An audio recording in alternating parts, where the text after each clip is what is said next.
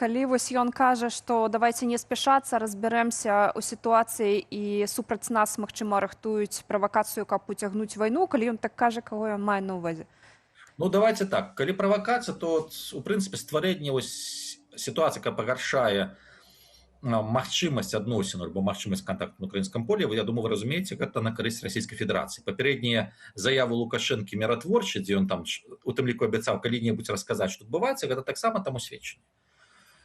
Для России выгодна якраз таки як мага большая канфліктнасць афіцыйнага Мінску. Гэта з пункту гледжання Расійскай Федэрацыі, наколькі гэта выгодна. З пункту гледжання стварення, умоўна кажа, такога выпадку, ну таксама, чаму б не. І тут вельмі цікава пазіцыя беларускага МЗС.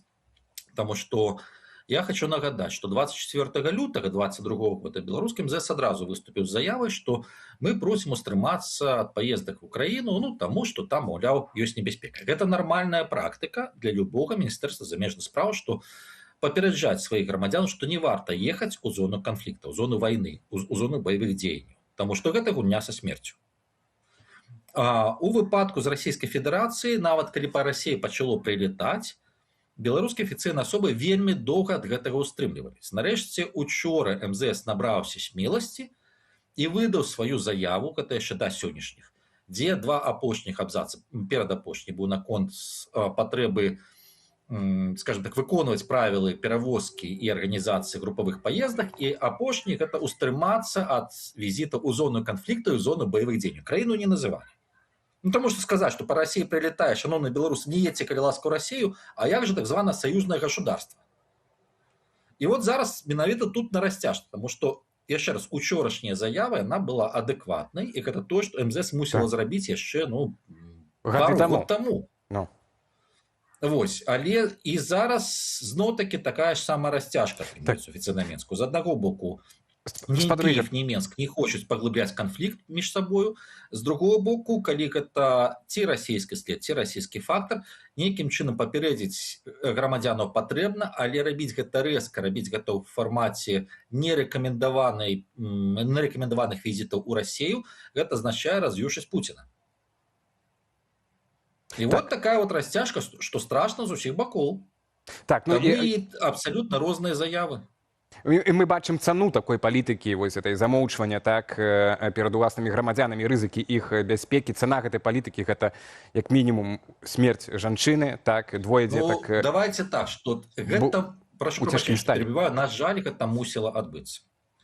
Таму што для Расіі вельмі выгадна зацягваць цывільных, асабліва беларусаў, у зоны рызыку.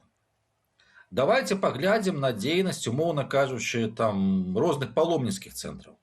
Поехали по святым местам Крыма. Прошу прабачэння, в Крым прилетае. Гэта рулетка со смерцю. Якія святыя места?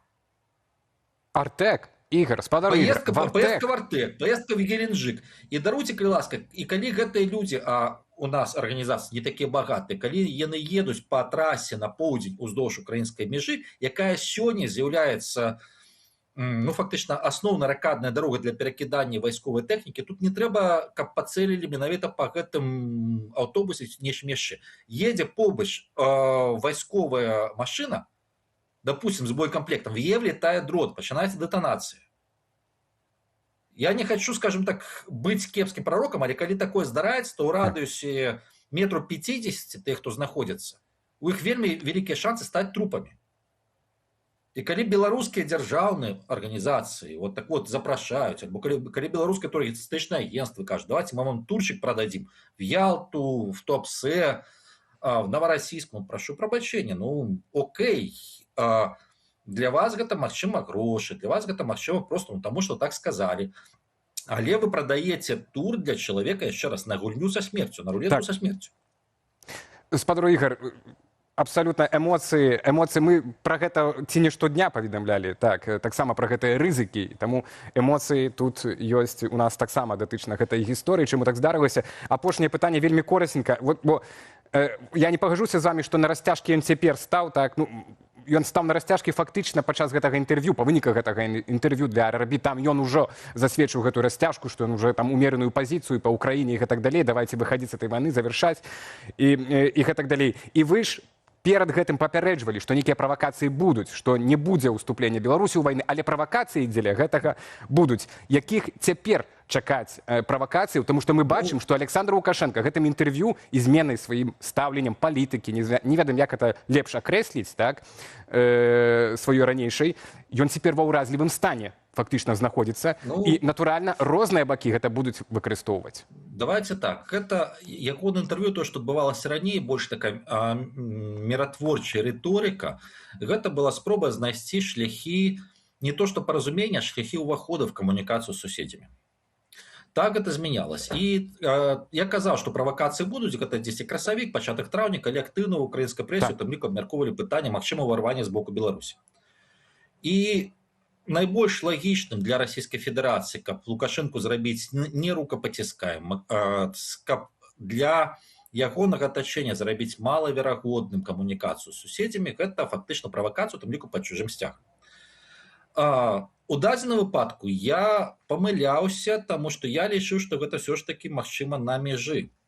Але на мяжы нават на ваду дуюць, што украінцы, што беларусы, там, каб не было, скажем так, падобных інцыдэнтаў. Але от зараз адбылася трагедыя з удзелам дзяцей.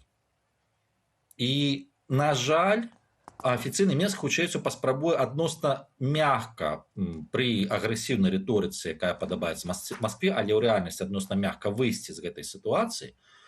Але, на жаль, калі гэта атрымаецца, альбо калі будзе бачны вот такі шлях, верагоднасць наступных правакацый, яна ўзрастае шматкроць. І ў дадзеным выпадку, яшчэ раз, калі людзі ёсць непадалёк альбо ў зоне баявых дзеянняў, а зараз зона баявых дзеянняў, ну давайте паглядзім учорашнюю ранішнюю налёт на Маскву, даруйце, калі ласка, гэта 600-700 кілометраў у радыусе ад украінскай мяжы.